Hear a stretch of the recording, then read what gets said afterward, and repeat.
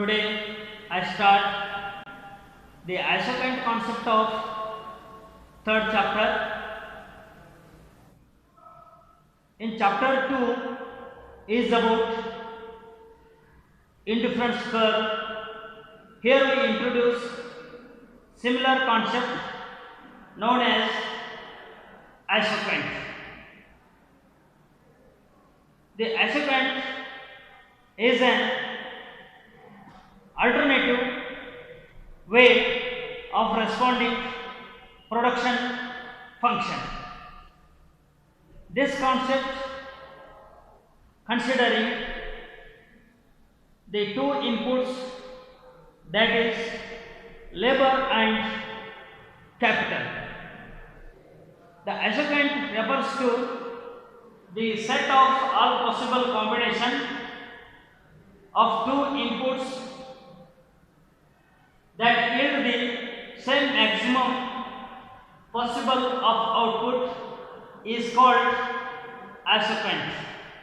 That means the every form uses number of factors of production for its output. So here the set of all possible combination of two inputs which gives same output to the firm is called as isochant. Then each isochant represents a particular level of output and is labeled with that amount of output. This is the isochant, the concept summarized or generalized through the diagram. Here we take the isochants for the the output levels, namely Q, Q1 and Q is equal to Q2 and Q is equal to Q3. In this diagram, y-axis indicates, vertical line indicates the capital and the y-axis indicates the labor. Then here two input combinations, that is L1 K2 and L2 K1, which gives same amount of output, that is Q1. If we fix capital in K1 and increases the labor to L3, that moment the output levels also increase by Q2. Therefore, when we increases the any amount of the input of these two, we get a same level of output. Therefore, this concept is considering as the isochant. When marginal output or product are positive with greater amount of one input, the same level of output can be produced only using lesser amount of the other. When the firm would like to increase the any one of input, in that moment they decreases the another one the input and also which get a same amount of output. Therefore, the isochants are negatively sloped, that is left to right downwards. ಇನ್ನು ಎರಡನೆಯ ಅಧ್ಯಾಯದ ಮತ್ತೊಂದು ಪರಿಕಲ್ಪನೆಯಾದಂಥ ಸಮ ಉತ್ಪನ್ನ ರೇಖೆಯನ್ನು ಇಲ್ಲಿ ನಾನು ಆರಂಭಿಸುತ್ತೇನೆ. ಅಧ್ಯಾಯ 2ರಲ್ಲಿ ಔದಾಸೀನ್ಯ ವಕ್ರರೇಖೆಗಳ ಪರಿಕಲ್ಪನೆ ಇದೆ. ಅದೇ ರೀತಿಯಲ್ಲಿ ಅಧ್ಯಾಯ 3ರಲ್ಲಿ ಸಮ ಉತ್ಪನ್ನ ರೇಖೆಗಳ ಪರಿಕಲ್ಪನೆಯನ್ನು ಪರಿಚಯಿಸಲಾಗಿದೆ. ಈ ಪರಿಕಲ್ಪನೆ ಉತ್ಪಾದನಾ ಬಿಂಬಕವನ್ನು ಪ್ರತಿನಿಧಿಸತಕ್ಕಂಥ ಪರ್ಯಾಯ ಮಾರ್ಗವಾಗಿದೆ.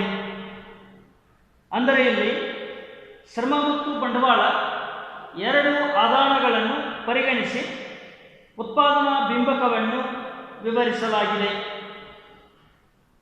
ಇನ್ನು ಸಮ ಉತ್ಪನ್ನ ರೇಖೆಗಳೆಂದರೆ ಒಂದೇ ಗರಿಷ್ಠ ಮಟ್ಟದ ಉತ್ಪಾದನೆಯನ್ನು ನೀಡುವ ಎರಡು ಆದಾನಗಳ ಎಲ್ಲ ಸಂಭವನೀಯ ಸಂಯೋಜನೆಗಳ ಸಮೂಹವನ್ನು ಸಮ ಉತ್ಪನ್ನ ರೇಖೆ ಎಂದು ಕರೆಯುತ್ತೇವೆ.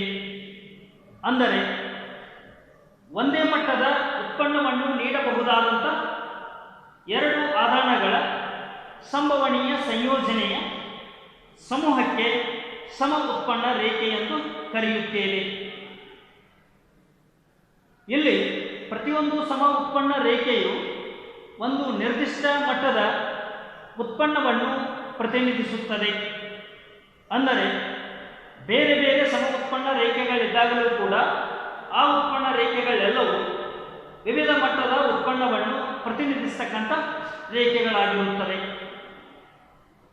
ಈ ಸಮ ಉತ್ಪನ್ನ ರೇಖೆಯನ್ನು ವಿವರಿಸಲು ರೇಖಾಚಿತ್ರದ ಸಹಾಯದ ಮೂಲಕ ಮಾಡಲಾಗುತ್ತದೆ.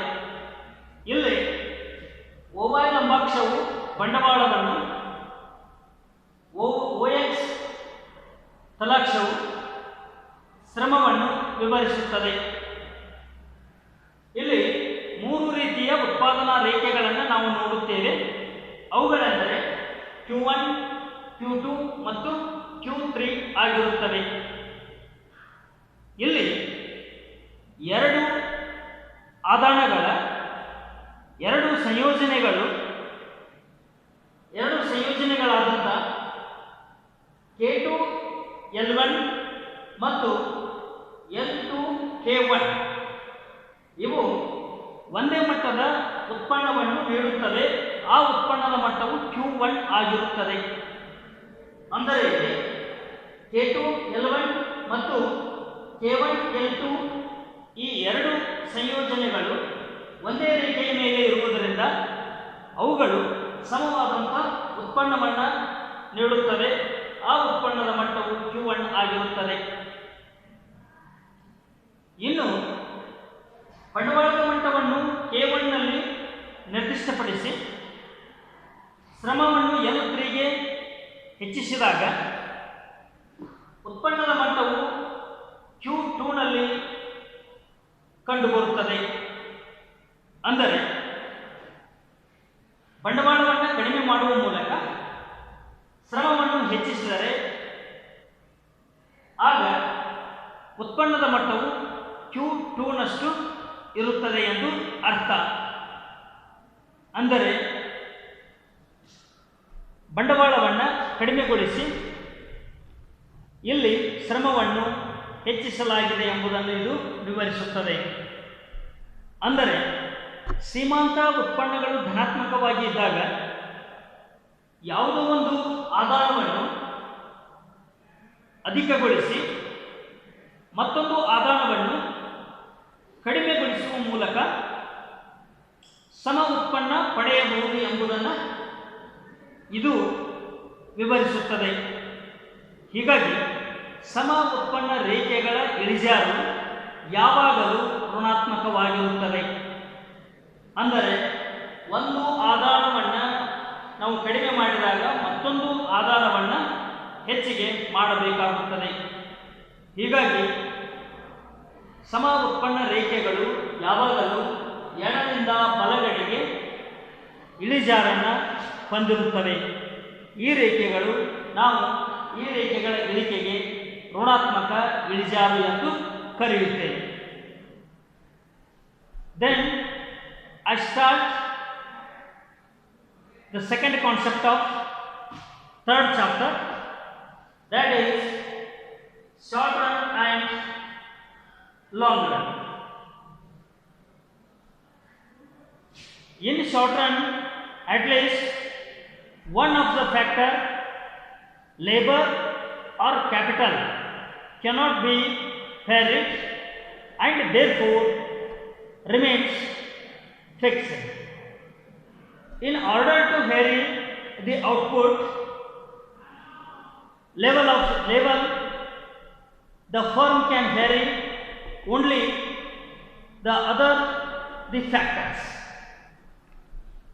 Therefore, the short run refers to the period where changes in production can be made in variable factors like unskilled labor, raw materials and fuel, etc.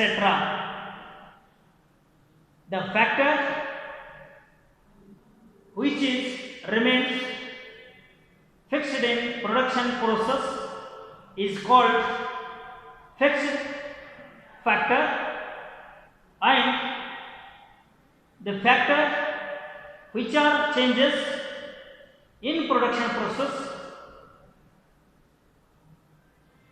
that is called the variable factor. Therefore, the short run means the factors of production where remains fixed in production, that period is called as the short run. There is no any change in factors of production in short period. ಇನ್ನು ನಾನು ಮೂರನೇ ಅಧ್ಯಾಯದ ಎರಡನೆಯ ಪರಿಕಲ್ಪನೆಯಾದಂಥ ಅಲ್ಪಾವಧಿ ಮತ್ತು ದೀರ್ಘಾವಧಿ ಬಗ್ಗೆ ವಿವರಣೆಯನ್ನು ನೀಡುತ್ತೇನೆ. ಇನ್ನು ಅಲ್ಪಾವಧಿ ಎಂದರೆ ಇಲ್ಲಿ ಯಾವುದೋ ಒಂದು ಉತ್ಪಾದನಾಂಗವನ್ನು ಬದಲಾವಣೆ ಮಾಡಲು ಸಾಧ್ಯವಿರದೇ ಇರುವಂತಹ ಅವಧಿಯನ್ನು ಪರಿಗಣಿಸುತ್ತೇನೆ. ಅಂದರೆ ಅಲ್ಪಾವಧಿಯಲ್ಲಿ ಇರ್ತಕ್ಕಂಥ ಈ ಶ್ರಮ ಅಥವಾ ಬಂಡವಾಳವನ್ನು ಬದಲಾವಣೆ ಮಾಡದೇ ಇರತಕ್ಕಂಥ ಅವಧಿಯನ್ನು ಪರಿಗಣಿಸುತ್ತೇವೆ. ಅಂದರೆ ಯಾವ ಅವಧಿಯಲ್ಲಿ ಉತ್ಪಾದನಾಂಗಗಳನ್ನು ಬದಲಾವಣೆ ಮಾಡಲು ಸಾಧ್ಯವಿರುವುದಿಲ್ಲವೋ ಅಂತಹ ಅವಧಿಯನ್ನು ಆರ್ಥಿಕ ವಿಚಾರಧಾರೆಯಲ್ಲಿ ನಾವು ಅಲ್ಪಾವಧಿ ಎಂದು ಕರೆಯುತ್ತೇವೆ. ಅಂದರೆ ಶ್ರಮ ಮತ್ತು ಬಂಡವಾಳ ಎರಡೂ ಆದಾನಗಳಲ್ಲಿ ಯಾವುದೇ ಆದಾನವನ್ನು ಬದಲಾಯಿಸಲು ಸಾಧ್ಯವಿಲ್ಲದಂತಹ ಅವಧಿ ಎಂದು ಕರೆಯುತ್ತೇವೆ. ಇನ್ನು ಉತ್ಪಾದನೆಯಲ್ಲಿ ಸ್ವಲ್ಪ ಮಟ್ಟಿನ ಬದಲಾವಣೆಯನ್ನು ಅಥವಾ ಉದ್ಯಮ ಘಟಕವು ಸ್ವಲ್ಪ ಮಟ್ಟಿನ ಪ್ರಮಾಣವನ್ನು ಬದಲಾವಣೆ ಮಾಡುವ ಸಲುವಾಗಿ ಉತ್ಪಾದನಾಂಗವನ್ನು ಬದಲಾಯಿಸಬೇಕಾದರೆ ಇನ್ನಿತರ ಉತ್ಪಾದನಾಂಗಗಳನ್ನು ಮಾತ್ರ ಬದಲಾಯಿಸಲು ಸಾಧ್ಯವಿದೆ. ಅಂತಹವುಗಳೆಂದರೆ ಅನ್ಸ್ಕಿಲ್ಡ್ ಲೇಬರ್, ರಾ ಮಟೀರಿಯಲ್ ಮತ್ತು ಇಂಧನ ಇತ್ಯಾದಿ. ಇವುಗಳನ್ನು ಮಾತ್ರ ಬದಲಾವಣೆ ಮಾಡುವ ಮೂಲಕ ಉತ್ಪಾದನೆಯ ಮಟ್ಟವನ್ನು ಸ್ವಲ್ಪ ಪ್ರಮಾಣದಲ್ಲಿ ಬದಲಾವಣೆ ಮಾಡಲು ಸಾಧ್ಯವಿರತಕ್ಕಂಥ ಅವಧಿ ಇದಾಗಿರುತ್ತದೆ. ಹೀಗಾಗಿ ಅಲ್ಪಾವಧಿ ಎಂದರೆ ಉತ್ಪಾದನಾ ಪ್ರಕ್ರಿಯೆಯಲ್ಲಿ ಉತ್ಪಾದನಾಂಗಗಳು ಬದಲಾವಣೆಯಾಗದೆ ಸ್ಥಿರವಾಗಿ ಇರತಕ್ಕಂಥ ಅವಧಿ ಎಂದು ಕರೆಯುತ್ತೇವೆ. ಹೀಗಾಗಿ ಅಲ್ಪಾವಧಿಯಲ್ಲಿ ಯಾವುದೇ ಉತ್ಪಾದನಾಂಗಗಳನ್ನು ಬದಲಾವಣೆ ಮಾಡಲು ಸಾಧ್ಯವಿಲ್ಲ ಎಂಬುದನ್ನು ಇದು ವಿವರಿಸುತ್ತದೆ. ಇನ್ನು ಉತ್ಪಾದನಾ ಪ್ರಕ್ರಿಯೆಯಲ್ಲಿ ಯಾವ ಉತ್ಪಾದನಾಂಗಗಳು ಸ್ಥಿರವಾಗಿರುತ್ತದೆಯೋ ಅಂತಹವುಗಳನ್ನು ನಾವು ಸ್ಥಿರ ಉತ್ಪಾದನಾಂಗಗಳೆಂದು ಕರೆಯುತ್ತೇವೆ ಅಥವಾ ಸ್ಥಿರ ಆದಾನಗಳೆಂದು ಕರೆಯುತ್ತೇವೆ. ಇನ್ನು ಉತ್ಪಾದನೆಯಲ್ಲಿ ಯಾವ ಆದಾನಗಳು ಬದಲಾವಣೆಯಾಗುತ್ತವೆಯೋ ಅಂತಹವುಗಳನ್ನು ಬದಲಾಗುವ ಆದಾನಗಳೆಂದು ಕರೆಯುತ್ತೇವೆ. ಹೀಗೆ ಉತ್ಪಾದನಾ ಪ್ರಕ್ರಿಯೆಯಲ್ಲಿ ಯಾವ ಅವಧಿಯಲ್ಲಿ ಉತ್ಪಾದನಾಂಗಗಳನ್ನು ಬದಲಾವಣೆ ಮಾಡಲು ಸಾಧ್ಯವಿರುವುದಿಲ್ಲವೋ ಅಂತಹ ಅವಧಿಯು ಅಲ್ಪ ಅವಧಿ ಎಂದು ಕರೆಯಲ್ಪಡುತ್ತದೆ. In the long run, all factors of production can be varied. A firm, in order to produce different levels of output in the long run, may vary both the input simultaneously. So, in the long run, there is no fixed factor. Therefore, long run refers to a period where changes in production can also be made in fixed factors like adoption of new technology, machinery, employment of skilled labor, etc., along with variable factors. Therefore, wherever all the factors of production changes in production process, that the period is called as long run. So here the factors of production where changes in production, that the period is called as long run. ಇನ್ನು ಉತ್ಪಾದನಾ ಪ್ರಕ್ರಿಯೆಯಲ್ಲಿ ದೀರ್ಘಾವಧಿ ಎಂದರೆ ಒಂದು ಉದ್ದಿಮೆಯ ಸಂಸ್ಥೆಯು ಅಥವಾ ಉದ್ಯಮ ಘಟಕವು ತನ್ನ ಉತ್ಪನ್ನದ ಮಟ್ಟವನ್ನು ಹೆಚ್ಚಿಸಿಕೊಳ್ಳಲು ಎಲ್ಲ ಉತ್ಪಾದನಾಂಗಗಳನ್ನು ಬದಲಾವಣೆ ಮಾಡುವಂತಿದ್ದರೆ ಅಂತಹ ಅವಧಿಗೆ ನಾವು ದೀರ್ಘಾವಧಿ ಎಂದು ಕರೆಯುತ್ತೇವೆ. ಅಂದರೆ ದೀರ್ಘಾವಧಿಯಲ್ಲಿ ಎಲ್ಲ ಉತ್ಪಾದನಾಂಗಗಳನ್ನು ಬದಲಾವಣೆ ಮಾಡಲು ಸಾಧ್ಯ ಎಂಬುದನ್ನು ಇಲ್ಲಿ ವಿವರಿಸಲಾಗಿದೆ. ಅಂದರೆ ದೀರ್ಘಾವಧಿಯಲ್ಲಿ ಯಾವುದೇ ಉತ್ಪಾದನಾಂಗಗಳನ್ನು ಅಂದರೆ ಶ್ರಮ, ಬಂಡವಾಳ ಅಥವಾ ಇನ್ನಿತರ ಎಲ್ಲ ಉತ್ಪಾದನಾಂಗಗಳನ್ನು ಬದಲಾವಣೆ ಮಾಡಿಕೊಳ್ಳಲು ಸಾಧ್ಯವಿರತಕ್ಕಂಥ ಅವಧಿ ಎಂದು ಕರೆಯುತ್ತೇವೆ. ಅಂದರೆ ಯಾವ ಅವಧಿಯಲ್ಲಿ ಎಲ್ಲ ಉತ್ಪಾದನಾಂಗಗಳನ್ನು ಬದಲಾವಣೆ ಮಾಡಲು ಸಾಧ್ಯವಿರುತ್ತದೆಯೋ ಅಂತಹ ಅವಧಿಯು ದೀರ್ಘಾವಧಿ ಎಂದು ಕರೆಯಲ್ಪಡುತ್ತದೆ. ಇನ್ನು ದೀರ್ಘಾವಧಿಯಲ್ಲಿ ಬದಲಾವಣೆ ಆಗ್ತಿರ್ತಕ್ಕಂಥ ಅಂಶಗಳು ಮುಖ್ಯವಾಗಿ ಸ್ಥಿರ ಉತ್ಪಾದನಾಂಗಗಳು ಆಗಿರಬಹುದು ಅಥವಾ ಬದಲಾಗುವ ಉತ್ಪಾದನಾಂಗಗಳು ಕೂಡ ಆಗಿರಬಹುದು.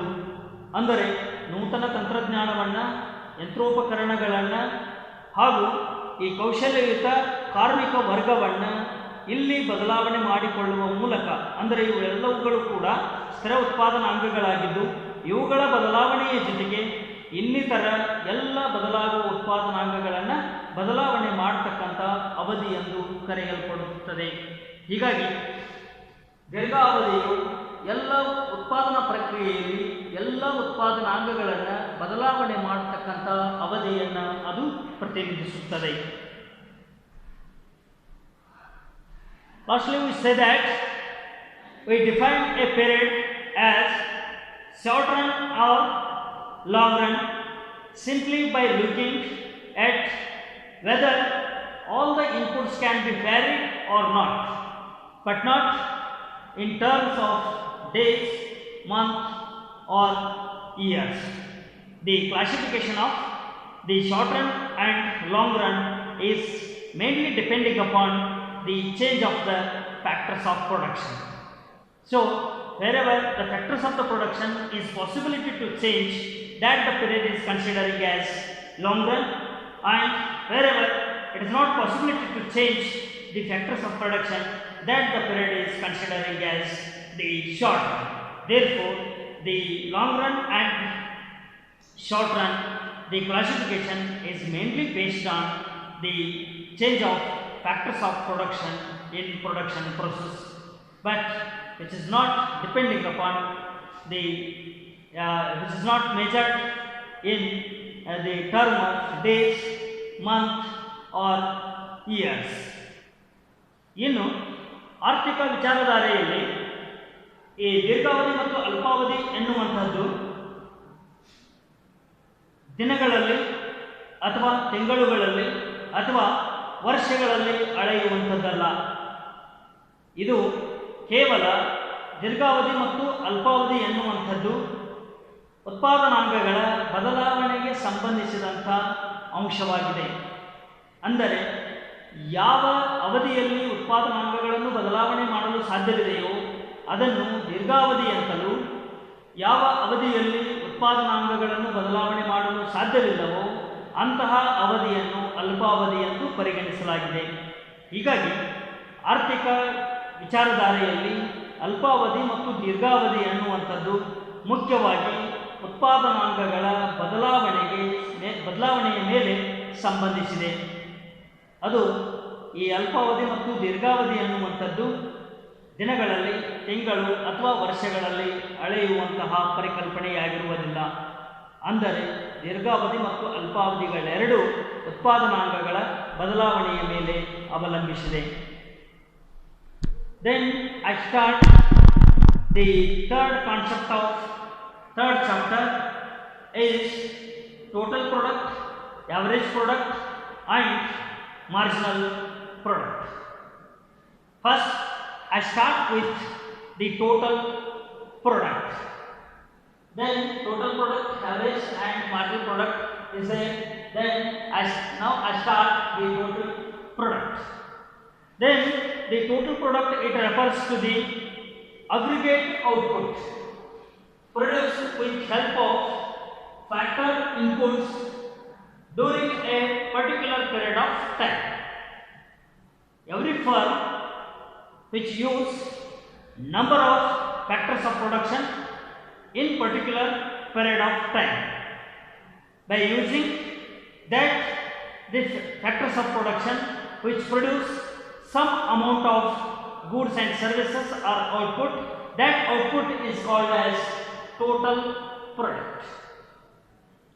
Then total product which calculated through the formula, that is total product is equal to sigma marginal the product. Then suppose we vary a single input and keep all other inputs constant, then for different levels of that input we get different levels of output. This relationship between the variable input and output is often referred to as total product of the varied output.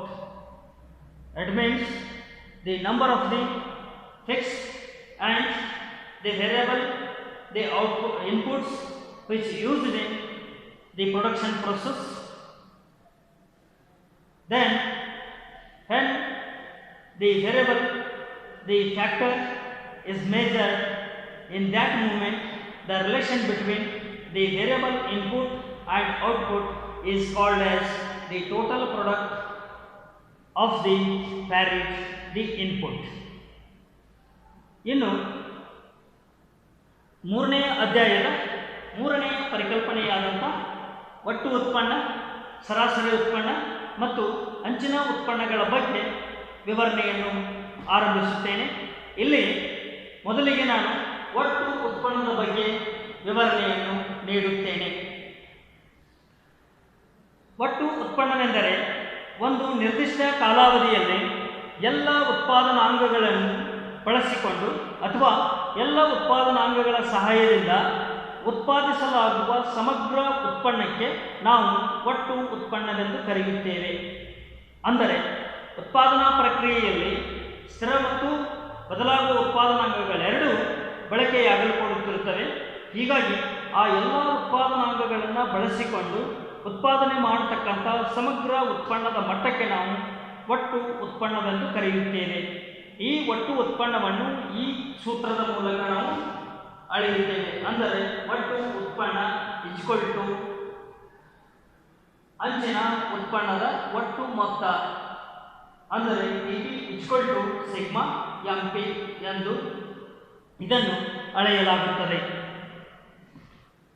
ಇನ್ನು ನಾವು ಇತರ ಎಲ್ಲ ಆದಾನಗಳನ್ನು ಸ್ಥಿರವಾಗಿರಿಸಿ ಕೇವಲ ಒಂದು ಆದಾನವನ್ನು ಬದಲಾಯಿಸಿದ್ದೇವೆ ಎಂದು ತಿಳಿದುಕೊಂಡಾಗ ಆ ಆದಾನವನ್ನು ವಿವಿಧ ಮಟ್ಟಗಳಲ್ಲಿ ತೊಡಗಿಸಿದಾಗ ಉತ್ಪಾದನಾ ಬಿಂಬಕದಿಂದ ವಿವಿಧ ಮಟ್ಟದ ಉತ್ಪನ್ನವನ್ನು ಪಡೆಯಬಹುದು. ಅಂದರೆ ಎಲ್ಲ ಉತ್ಪಾದನಾಂಗಗಳನ್ನು ಸ್ಥಿರವಾಗಿರಿಸಿ ಯಾವುದೋ ಒಂದು ಉತ್ಪಾದನಾಂಗವನ್ನು ನಾವು ಬದಲಾವಣೆ ಮಾಡಿದಾಗ ಆ ಬದಲಾವಣೆ ಮಾಡಿದಂಥ ಆದಾನದ ಮೂಲಕ ವಿವಿಧ ಮಟ್ಟದ ಉತ್ಪಾದನೆಯನ್ನು ಕೂಡ ಪಡೆಯಬಹುದು ಎಂಬುದನ್ನು ಇದು ವಿವರಿಸುತ್ತದೆ. ಹೀಗೆ ಇತರ ಎಲ್ಲ ಆದಾನಗಳನ್ನು ಸ್ಥಿರವಾಗಿರಿಸಿ ಬದಲಾಗುವ ಆದಾನ ಮತ್ತು ಉತ್ಪನ್ನಗಳ ನಡುವಿನ ಸಂಬಂಧವನ್ನು ಸಾಮಾನ್ಯವಾಗಿ ನಾವು ಬದಲಾಗುವ ಆದಾನದ ಉತ್ಪನ್ನ ಎಂದು ಕರೆಯುತ್ತೇವೆ. ಅಂದರೆ ಎಲ್ಲ ಉತ್ಪಾದನಾಂಗಗಳನ್ನು ಸ್ಥಿರವಾಗಿರಿಸಿ ಯಾವ ಉತ್ಪಾದನಾಂಗಗಳನ್ನು ನಾವು ಬದಲಾವಣೆ ಮಾಡುವ ಮೂಲಕ ಉತ್ಪನ್ನವನ್ನು ಪಡೆದುಕೊಳ್ಳುತ್ತೇವೆಯೋ ಅಂತಹ ಉತ್ಪಾದನಕ್ಕೆ ನಾವು ಬದಲಾಗುವ ಆದಾನಗಳ ಒಟ್ಟು ಉತ್ಪನ್ನವೆಂದು ಕರೆಯುತ್ತೇವೆ. This is also the total product is also known as total return to or the total physical product of the variable input, because number of the variable inputs which used by the firm, then it gets some amount of the output. That the relationship between the variable input and output is called as total physical product or total return of the variable, the input. ಇನ್ನು ಕೆಲವು ಅವಧಿಯಲ್ಲಿ ಅಥವಾ ಕೆಲವು ಸಮಯದಲ್ಲಿ ನಾವು ಬದಲಾಗುವ ಆದಾನವನ್ನು ಒಟ್ಟು ಪ್ರತಿಫಲ ಅಥವಾ ಒಟ್ಟು ಭೌತಿಕ ಉತ್ಪನ್ನ ಎಂತಲೂ ಕೂಡ ಕರೆಯುತ್ತೇವೆ. ಏಕೆಂದರೆ ಬದಲಾಗುವ ಆದಾನದ ಮೂಲಕ ನಾವು ಒಟ್ಟು ಉತ್ಪನ್ನವನ್ನು ಪಡೆಯುವುದರಿಂದ ಅದಕ್ಕೆ ಒಟ್ಟು ಪ್ರತಿಫಲ ಅಥವಾ ಒಟ್ಟು ಭೌತಿಕ ಉತ್ಪನ್ನ ಎಂತಲೂ ಕೂಡ ಕರೆಯಲಾಗುತ್ತದೆ. ಹೀಗೆ ಒಟ್ಟು ಉತ್ಪನ್ನ ಎನ್ನುವುದು ಒಂದು ಉದ್ದಿಮೆಯ ಸಂಸ್ಥೆಯು ತಾನು ಬಳಕೆ ಮಾಡತಕ್ಕಂಥ ಎಲ್ಲ ಆದಾನಗಳ ಸಹಾಯದಿಂದ ಪಡೆಯಬಹುದಾದಂಥ ಸಮಗ್ರ ಉತ್ಪನ್ನ ಎಂದು ಪರಿಗಣಿಸಲಾಗಿದೆ. Then the second concept, that is the average product. The average product means the average product is the output per unit of variable input. It is a per unit, the output of per unit of the variable, the inputs. So we calculate it as the APL is equal to TPL divided by L, or average product is equal to total product divided by number of units variable factor. Therefore, the average product is the output per unit of variable input. ಇನ್ನು ಇದರಲ್ಲಿ ಎರಡನೇ ಪರಿಕಲ್ಪನೆಯಾದಂಥ ಸರಾಸರಿ ಉತ್ಪನ್ನದ ಬಗ್ಗೆ ನಾವು ವಿವರಣೆ ಮಾಡಿದಾಗ ಇಲ್ಲಿ ಸರಾಸರಿ ಉತ್ಪನ್ನವೆಂದರೆ ಬದಲಾಗುವ ಆದಾನದ ಪ್ರತಿ ಘಟಕದ ಉತ್ಪನ್ನಕ್ಕೆ ನಾವು ಸರಾಸರಿ ಉತ್ಪನ್ನವೆಂದು ಕರೆಯುತ್ತೇವೆ. ಅಂದರೆ ಪ್ರತಿ ಘಟಕದ ಅಥವಾ ಪ್ರತಿ ಆದಾನದ ಘಟಕದ ಉತ್ಪನ್ನಕ್ಕೆ ಸರಾಸರಿ ಉತ್ಪನ್ನವೆಂದು ಕರೆಯುತ್ತೇವೆ. ಈ ಸರಾಸರಿ ಆದಾಯವು ಸರಾಸರಿ ಈ ಉತ್ಪನ್ನವನ್ನು ನಾವು ಈ ಕೆಳಗಿನ ಸೂತ್ರದ ಮೂಲಕ ಅಳತೆಯನ್ನು ಮಾಡುತ್ತೇವೆ. ಅಂದರೆ ಸರಾಸರಿ ಉತ್ಪನ್ನ ಈಕ್ವಲ್ ಟು ಒಟ್ಟು ಉತ್ಪನ್ನ ಡಿವೈಡೆಡ್ ಬೈ ಲೇಬರ್, ಅಂದರೆ ಶ್ರಮ ಅಂತ. ಹೀಗಾಗಿ ಶ್ರಮವನ್ನು ಇಲ್ಲಿ ಬದಲಾವಣೆ ಮಾಡಲಾಗಿದೆ ಎಂಬುದನ್ನು ವಿವರಿಸಲಾಗಿದೆ. ಹೀಗಾಗಿ ಬದಲಾಗುವ ಆದಾನದ ಪ್ರತಿ ಘಟಕದ ಉತ್ಪನ್ನಕ್ಕೆ ನಾವು ಸರಾಸರಿ ಉತ್ಪನ್ನವೆಂದು ಕರೆಯುತ್ತೇವೆ. ಹೀಗಾಗಿ APL ಎಂದರೆ ಇದು ಶ್ರಮದ ಸರಾಸರಿ ಉತ್ಪನ್ನ ಈಕ್ವಲ್ ಟು ಶ್ರಮದ ಒಟ್ಟು ಉತ್ಪನ್ನ ಡಿವೈಡೆಡ್ ಬೈ ಶ್ರಮ ಎಂದು ಅರ್ಥ. ಹೀಗಾಗಿ ನಾವು ಬಳಕೆ ಮಾಡಿದಂಥ ಶ್ರಮದಿಂದ ಒಟ್ಟು ಉತ್ಪನ್ನವನ್ನು ಭಾಗಿಸಿದಾಗ ಬರ್ತಕ್ಕಂಥ ಮೊತ್ತವನ್ನು ನಾವು ಸರಾಸರಿ ಉತ್ಪನ್ನವೆಂದು ಕರೆಯುತ್ತೇವೆ. ಹೀಗಾಗಿ ಸರಾಸರಿ ಉತ್ಪನ್ನವೆಂದರೆ ಒಟ್ಟು ಉತ್ಪನ್ನ ಡಿವೈಡೆಡ್ ಬೈ ಒಟ್ಟು ಬದಲಾಗುವ ಆದಾನದ ಸಂಖ್ಯೆ. ಅಂದರೆ ನಾವು ಉತ್ಪನ್ನದಲ್ಲಿ ಎಷ್ಟು ಸಂಖ್ಯೆಯ ಆದಾನಗಳನ್ನು ಬಳಕೆ ಮಾಡಿದ್ದೇವೆ ಎಂಬುದನ್ನು ಪರಿಗಣಿಸಿ ಆ ಬಳಕೆಯಾದಂಥ ಆದಾನದ ಸಂಖ್ಯೆಯಿಂದ ಒಟ್ಟು ಉತ್ಪನ್ನವನ್ನು ಭಾಗಿಸಿದಾಗ ಬರ್ತಕ್ಕಂಥ ಮೊತ್ತವನ್ನು ನಾವು ಸರಾಸರಿ ಉತ್ಪನ್ನವೆಂದು ಕರೆಯುತ್ತೇವೆ.